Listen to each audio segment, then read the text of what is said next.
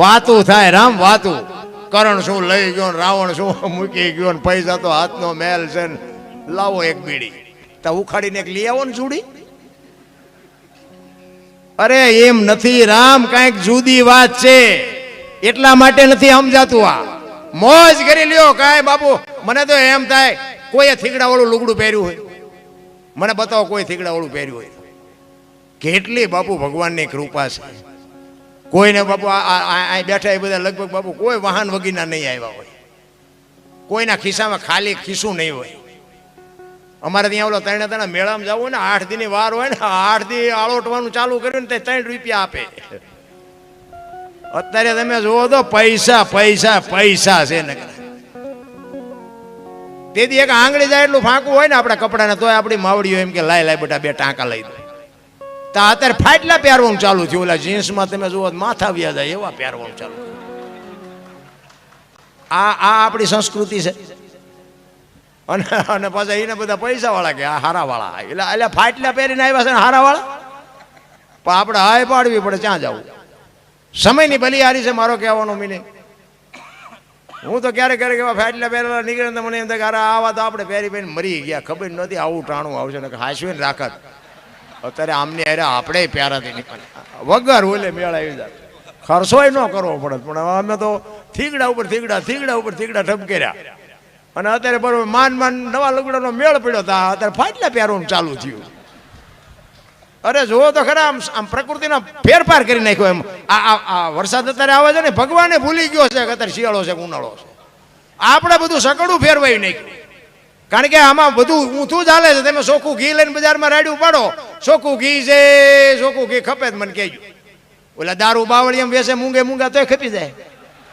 લો જો ને કે દારૂ વાળાને બાપુ ઉકારો કરાય. અને અહીંયા મારે ગયો હોય કાંટામાં આમ ચઈ માઇલ, અને પીપડા મોઢે 2 લીટરના પીપડા.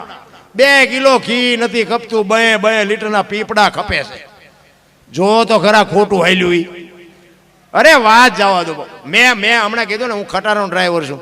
હું બધા રાજ્ય ફરી આવ્યો, પણ મેં મારો દેહ નથી બદલાયો, અભડાયો નથી. કોઈ એમ કે દરબારે દારૂ પીધો, પરમાટી ખાધી, તેથી મારા ઘરમાં મારા કુટુંબમાં બાપુ હજી આજની તારીખ સુધી માતાજીની આવા સંતોની આવા સ્ટેજની ઈશ્વરની કૃપા છે, તમારા બધાના આશીર્વાદ છે. હજી મારું એક છોકરું બાપુ હજી આજની તારીખ મને કે મારું ચાચા બધા એ છે મારા ગામમાં.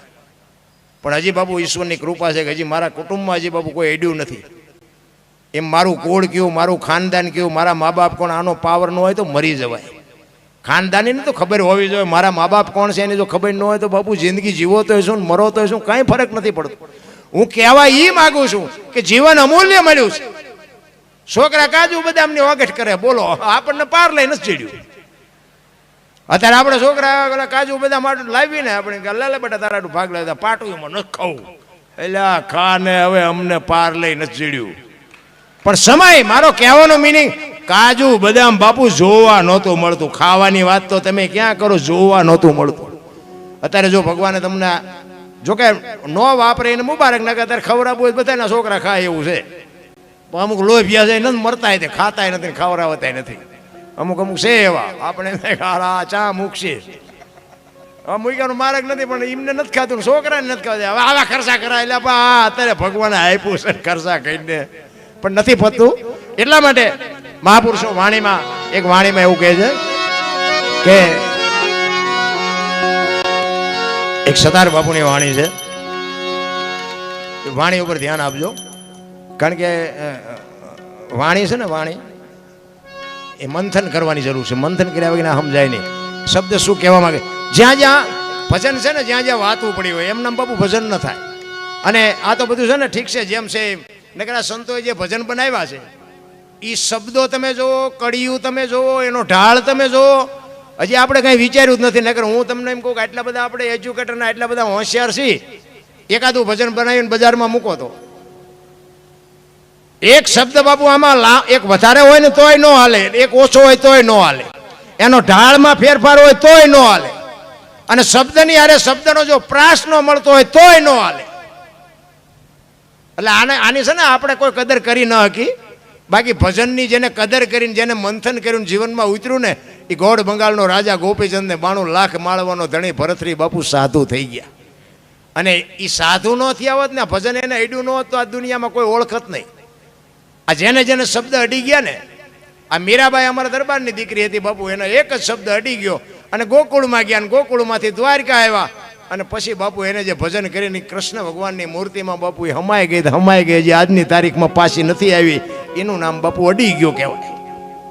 હું એવું નથી કહેતો કે આપણે બધા હમાઈ જઈશું, પણ બાપુ એક ઘડી હાથી મેં પુનિયા 24 કલાકમાં કાંઈક કરજો અને એ જ તમારી મારી ભેળું આવવાનું છે. બાકી તો બાપુ આ મારા છોકરા, ના મારી વહુ, ના મારા ભાઈઓ, ના મારા બાપા, એ તો બધું છે જ. આપણે ઊભું કર્યું છે, આપણે આપણી ફરજમાં આવે એટલે આપણે હાસવવા પડે, એમાં કાંઈ બહુ મોટી વાત નથી. પણ આપણે આપણા કરીએ છીએ ને એ આપણા જ આપણને દિવાળી મૂકવાના છે. હળગાવા બીજા કોઈ નથી આવવાના, આપણા જ આપણને હળગાવાના છે. ભલે ને ભાઈબંધ હોય, દોસ્તાર હોય, હગા હોય, ગામના હોય, હળગાવા ટાણે તો આપણા જ કોક આવવાના. કોઈ નહીં દિવાળી મૂકે, ચાઈ ગયો લ્યા હાલ તાર બાપને મૂક, આપણા જ આપણને હળગાવાના. એટલે આપણા છે એ બરોબર છે, આપણે ઊભું કર્યું છે એટલે આપણે પાલવવા પડે, હાચવવા પડે, પણ આપણા નથી મગજમાં રાખજો. તમે જે કરશો ને એ જ તમારી હારે આવવાનું છે, હું જે કરું છું એ મારી હારે આવવાનું છે, બાકી વાતમાં કાંઈ છે નહીં. એટલા માટે સંત એક વાણીમાં કહે છે, આહાલી ભરવાને પાણી પાણી બોલાવે સદગુરુ જ્ઞાની, બોલાવે સદગુરુ જ્ઞાની.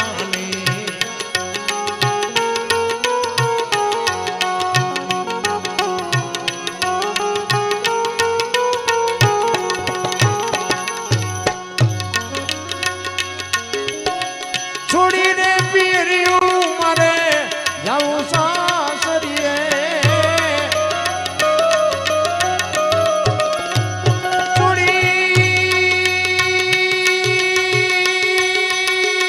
છોડી પીર્યું મારે જાઉં સાસરીએ, સાસરીએ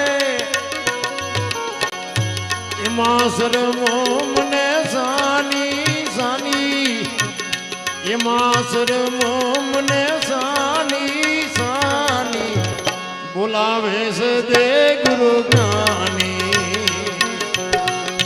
આહાલી ભરવાને પાણી પાણી બોલાવે છે દે ગુરુ જ્ઞાની, બોલાવે છે દે ગુરુ જ્ઞાની.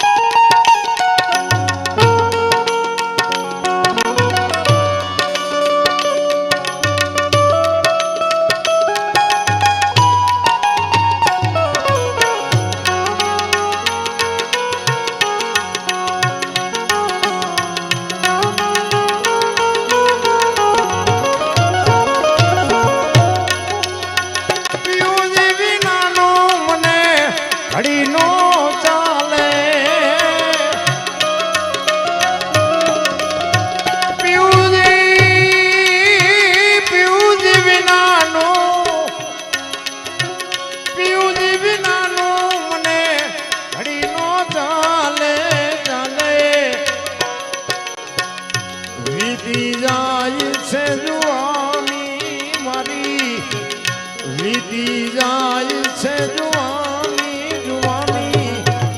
જો સતાર બાપુ વાણીમાં શું કહે છે, આ વાત છે લગ્ન ની, પણ આપણે જે લગ્ન કર્યા એ વાત નથી.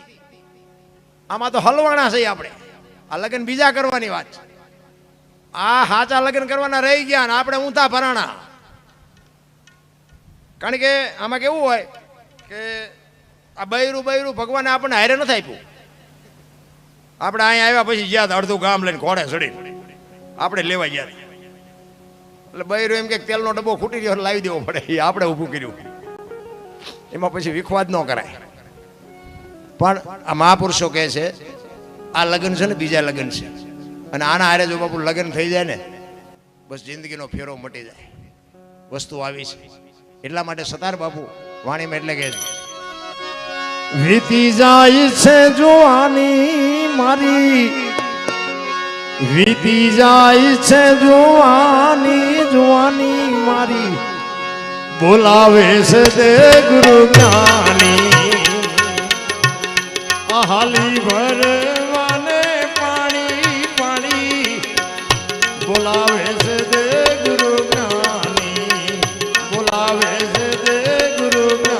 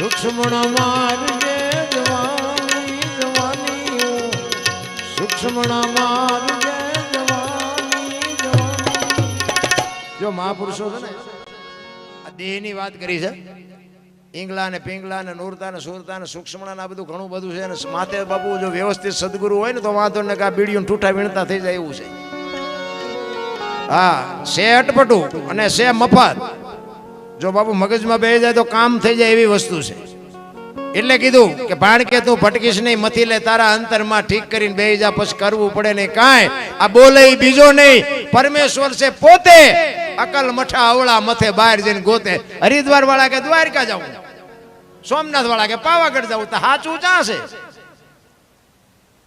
કાંઈ છે નહીં રામ બધા હળીએ સીડ્યા છે અને કોઈ તમે બધા જી આવ્યા છો હું જી આવ્યો લો ને કોઈ મૂર્તિ એ બાપુ કોઈ વાત કરી હોય મને કહો તો હું શું વાત કરો તો કોઈ મૂર્તિ આપણા ગામના રામજી મંદિરની મૂર્તિ હોય એવી જ અહીંયા હોય તો આપણે આનંદ મેળ પડતો ત્યાં ઠેર લાંબા થવું